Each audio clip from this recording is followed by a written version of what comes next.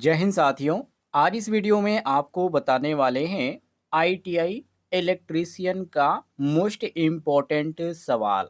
जी हाँ, और ऐसे ही प्रश्न आपको एग्जाम में देखने को मिलते हैं। जैसे आपके सामने पहला प्रश्न है, एक three phase star connected system में लाइन वोल्टेज 660 वोल्ट है तथा प्रत्येक फेज का प्रतिरोध 66 ओम है। लाइन करंट ज्ञात करें। अब ऐसे क्वेश्चन आपका एग्जाम में पूछ दिया जाता है तो आप कैसे सॉल्व करेंगे?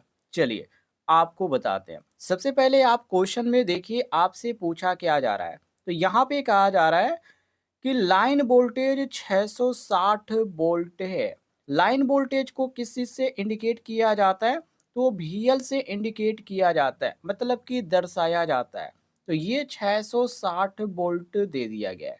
आगे क्वेश्चन में कहा जा रहा है प्रत्येक फेज का प्रतिरोध 66 ओम है। तो यहाँ पे प्रतिरोध को हम R से इंडिकेट करते हैं, जो 66 ओम दिया गया है। आगे कहा जा रहा है कि लाइन करंट ज्ञात करें। लाइन करंट को किसी से इंडिकेट किया जाता है? तो इसको साथियों I से इंडिकेट किया जाता है। लेकिन अब यहाँ पे VL और R हमको मालूम चल चुका है, तो हमको जरूरत पड़ेगी किसकी? यहाँ पे जरूरत पड़ेगी साथियों सूत्र की, जो कि VL बराबर हमारा सूत्र होता है। मैं यहाँ पे लिख देता हूँ। VL बराबर हमारा सूत्र होता है under root VPH, under root 3 VPH, ये हमारा सूत्र होता है। तो VL का मान यहाँ पे दिया गया है हमको। यहाँ पर कितना दिया गया है? VL का मान साथियों 660 वोल्ट दिया गया है। आगे अंडर रूट 3 गुने VPH का मान हमें नहीं मालूम है। तो VPH को हम क्या करेंगे? बाहर निकाल देते हैं। तो जब आप VPH को बाहर निकालेंगे तो ये हो जाएगा आपका VPH बराबर 660 वोल्ट अपान अंडर रूट 3 का मान कितना होता है? तो ये होता है 1.732। अब 660 में 1.732 से भाग दीजिए, देखिए कितना आता है। तो ये आ जाएगा साथियों आपका यहाँ पर 381 वोल्ट, 381 वोल्ट आएगा। और ये किसका मान आया है? VPH का मान आया है। अब हमको VPH का मान मालूम चल चुका है। अब आगे क्वेश्चन में कहा जा रहा है कि लाइन करंट ज्ञात कीजिए। तो लाइन करंट का सूत्र होता है I बराबर VPH अपान R। तो VPH का मान अभी हमने निकाला है, कितना आया था? तो आया था साथियों 381 वोल्ट। तो यहाँ पे VPH की जगह हम 381 लिख देते हैं। 381 बटे R का मान यहाँ पर देखिए दिया गया है 66 ओम। तो 66 ओम यहाँ पे हम लिख देंगे।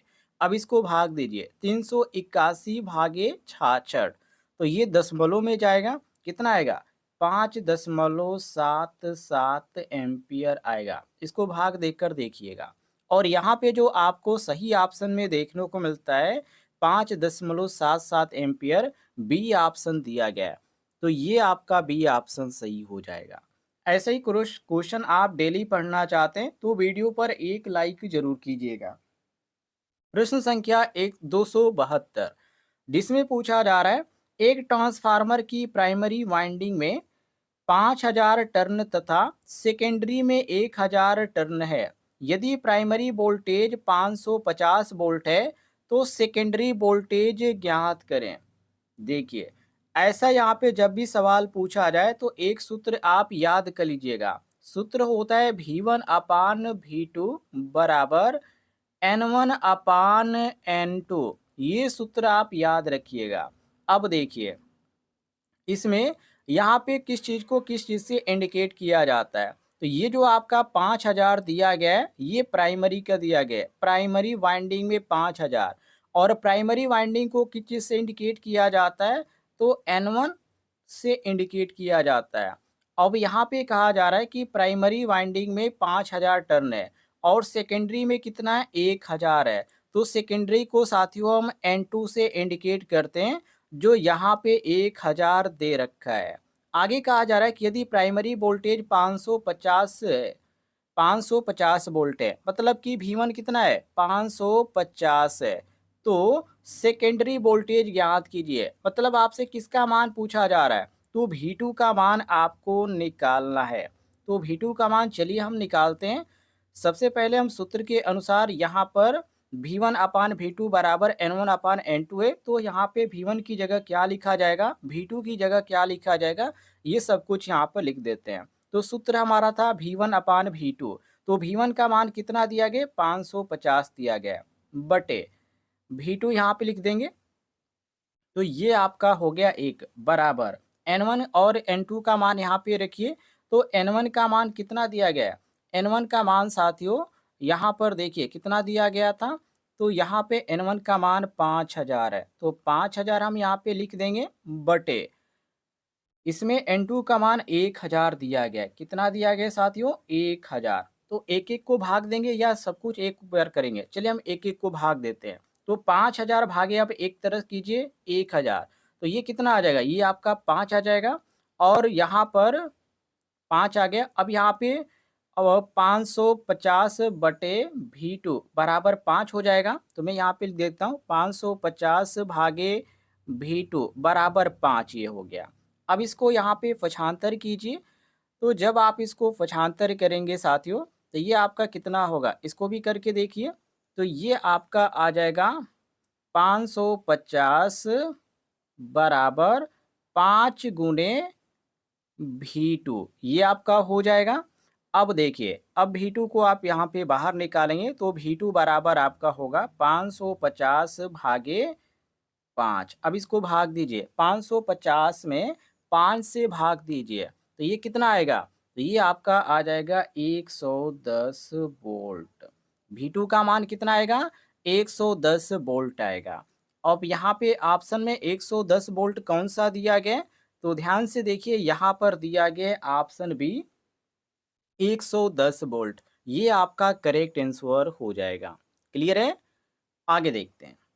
प्रश्न संख्या 273, जिसमें पूछा जा रहा है कि एक डीसी मोटर 240 वोल्ट सप्लाई से 25 एम्पियर धारा लेती है। यदि आर्मेचर प्रतिरोध 0.8 ओम है, तो बैक ईएमएफ ज्ञात करें। बैक ईएमएफ का मतलब क्या होता है, जिसको हम ईबी से इंडिकेट करते हैं, और ईएमएफ का मतलब होता है इलेक्ट्रोमोटिव फोर्स, और यही पूछा जा रहा है कि ईबी का मान क्या होगा। तो सबसे पहले क्वेश्चन में देखिए दिया क्या गया है, तो इसमें यहाँ पे दिया गया 240 वोल्ट, मतलब कि V का मान 240 वोल्ट दे दिया गया है। आगे कहा जा रहा है कि 25 एम्पियर धारा लेती है, तो ये आपका IA का मान दिया गया है, कितना, ये 25 एम्पियर है। और आगे कहा जा रहा है कि आर्मेचर प्रतिरोध, मतलब कि RA का मान यहाँ पे कितना दिया गया है 0.8 दिया गया। तो यहाँ पे 0.8 क्या है, ये आपका ओम में है। अब हमारा सूत्र क्या कहता है, ईबी का सूत्र क्या होता है, मैं यहाँ पे इधर लिख देता हूँ। ईबी बराबर हमारा होता है साथियों, ईबी बराबर V minus IA into RA, ये हमारा सूत्र होता है। मैं इधर लिख देता हूँ, ईबी बराबर होता है, सूत्र को ध्यान से लिखेंगे तभी आप सॉल्व कर पाएंगे। ईबी बराबर V minus IA into RA, ये हमारा सूत्र होता है। तो ईबी का मान यहाँ पे आपको निकालना है। V का मान आपको मालूम है 240 यहाँ पे दिया गया है, तो 240 यहाँ पे लिखिए, माइनस IA का मान 25 दिया गया, इसको क्वेश्चन में कर देते हैं, तो 25 हो जाएगा, और गुणे यहाँ पर 0.8 R का मान रखिए, तो 0.8 इसका आप यहाँ पे मान रखिए। तो 25 गुणे 0.8 आप करेंगे तो कितना आ जाएगा, ये 20 आ जाएगा। क्लियर, ये इतना का मान 20 आ जाएगा। अब यहाँ पे 240, तो 240 माइनस जब आप 20 करेंगे तो ये आ जाएगा 220। अब 220 जो यहाँ पे दिया गया है यही आपका उत्तर आ जाएगा। और 220 कौन सा दिया गया, तो ऑप्शन में देखिए यहाँ पर सी दिया गया, तो सी ऑप्शन आपका करेक्ट आंसर हो जाएगा। क्लियर है, काफ़ी इजी क्वेश्चन था, केवल आपको सूत्र यहाँ पे याद करना था। सूत्र यदि आपको याद है तो आप ऐसे सवालों को आसानी से लगा सकते हैं। आगे बढ़ते हैं। अगले प्रश्न में पूछा जा रहा है, एक 50 हर्ट्ज अल्टरनेटर में 16 पोल है, इसकी सिंक्रोनस स्पीड ज्ञात करें। तो सिंक्रोनस स्पीड यहाँ पे ज्ञात करने के लिए कहा जा रहा है, मतलब कि एनएस का मान आपसे पूछा जा रहा है। तो एनएस बराबर क्या होता है, हमारा सूत्र 120 एफ अपान पी होता है। पोलो की संख्या पी बराबर पोलो की संख्या, फ्रीक्वेंसी यहाँ पे 50 हर्ट्ज दे ही दिया है, तो केवल आपको मान रखना है। तो 120 गुणे एफ का मान यहाँ पे 50 हर्ट्ज दिया गया, तो 50 हम लिखेंगे, पूरे का बटा कितना होगा, यहाँ पे 16 पोल दिया गया, पी बराबर पोल, तो ये आपका 16। तो अब इसमें भाग दीजिए, तो ये आपका 12 25 60, ये आपका कितना आ जाएगा, ये 6000 तो इसी तरह दिख रहा है, तो ये आपका 6000 हो गया। मैं यहाँ पे डायरेक्ट लिख देता हूँ, तो 6000 बटे 16 आपका ये हो गया। अब यहाँ पे 6000 बटे जब 16 करेंगे, 16 से भाग दीजिए, कितना आता है, ये आरपीएम में आएगा, तो ये 375 आएगा। कितना आएगा, 375 करके देख लीजिएगा, इतना ही आएगा। अब 375 जो यहाँ पर ऑप्शन में दिया गया है, कौन सा दिया गया है, ऑप्शन बी दिया गया, तो बी ऑप्शन आपका करेक्ट आंसर हो जाएगा। क्लियर है साथियों, आगे बढ़ते हैं। प्रश्न संख्या 275, जिसमें पूछा जा रहा है कि एक कैपेसिटर 60 माइक्रोफैरड का है और 200 वोल्ट से चार्ज किया गया है, संग्रहित ऊर्जा ज्ञात करें। तो देखिए यहाँ पर आप इसको सॉल्व कीजिए, कैसे सॉल्व होगा, सबसे पहले देखिए इसमें दिया क्या गया, 60 माइक्रोफैरड, मतलब कैपेसिटर का मान कितना दिया गया है, 60 माइक्रोफैरड। तो 60 को आप लिख सकते हैं, माइक्रो आप हटा दीजिए, तो 60 गुणे 10 की घाते -6 आप लिख सकते हैं, कोई दिक्कत नहीं है, फैरड रहेगा लेकिन माइक्रो नहीं रहेगा, क्योंकि 1 माइक्रो बराबर होता है 10 की घाते -6, तो ये आप यहाँ पे लिख सकते हैं। बाकी आगे कहा जा रहा है कि 200 वोल्ट, तो ये आपका भी का मान 200 वोल्ट दे दिया गया है। अब यहाँ पे आगे क्वेश्चन में कहा जा रहा है कि संग्रहित ऊर्जा ज्ञात कीजिए, मतलब कि ऊर्जा एनर्जी, मतलब कि ई, एनर्जी को ई से इंडिकेट किया जाता है, और सूत्र होता है हमारा ई बराबर 1/2 सी भी स्क्वायर, ये ध्यान रखिएगा, ये हमारा सूत्र है। अब इसी पर हमको लगाना है, चलिए मैं एक साइड यहाँ पे लगा देता हूँ। तो 1/2 अपने जगह पे रहेगा, गुने सी का मान अभी हमने लिखा है यहाँ पे 60 गुणे, तो ये आपका रहेगा 60 गुणे 10 की घाते -6, और ये आपका भी स्क्वायर है, तो गुने भी का मान 220 दिया, 200 दिया गया, तो 200 का स्क्वायर हो जाएगा। तो आप 200 का स्क्वायर करेंगे तो कितना आएगा, 4000 आ जाएगा 200 का स्क्वायर। तो ये 10 की घाते 60 की गुणे 10 की घाते -6 गुणे 6, जब आप 4000, 4000 नहीं 40,000 आएगा, 200 का स्क्वायर कितना आएगा, 40,000 आएगा। तो 60 गुणे 10 की घाते 6 गुणे आप 40,000 करेंगे तो कितना आता है, चलिए मैं पूरा यहाँ पे काट देता हूँ। तो इसको आप करेंगे, मैं एक तरफ यहाँ पे लिख देता हूँ ताकि करने में आसानी रहेगा। तो ये आपका स्क्वायर हो जाएगा, तो ये आपका 60 गुणे 10 की घाते -6 गुणे 40,000, ठीक है, ये आपका आ जाएगा ई बी बराबर, ठीक है। अब देखिए इसमें आपका यहाँ पे आ जाएगा, इतना आ जाएगा, स्क्वायर आप करेंगे तब 1/2 भी इसमें शामिल था, वो भी ध्यान रखिएगा, उसको भी हमने कर रखा है। तो ये आपका इतना आपका आ जाएगा 1/2, अभी यहाँ पे भूल जाइए, अब यहाँ पे केवल इतना यहाँ पे कीजिए, 60 गुणे 10 की घाते 6 गुणे 40,000, अभी 1/2 अभी हमने नहीं लिखा, ये आप यहाँ पे लिख भी सकते हैं, कोई दिक्कत नहीं है।